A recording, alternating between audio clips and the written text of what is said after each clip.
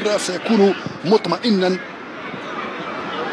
ولديه البدائل. الكرة الخطأ الدفاعي، الخطأ الدفاعي الفادح والقاتل من بن شاعة، بين بن شاعة ومحمد إيدير حديد الذي خرج بطريقة غير موفقة.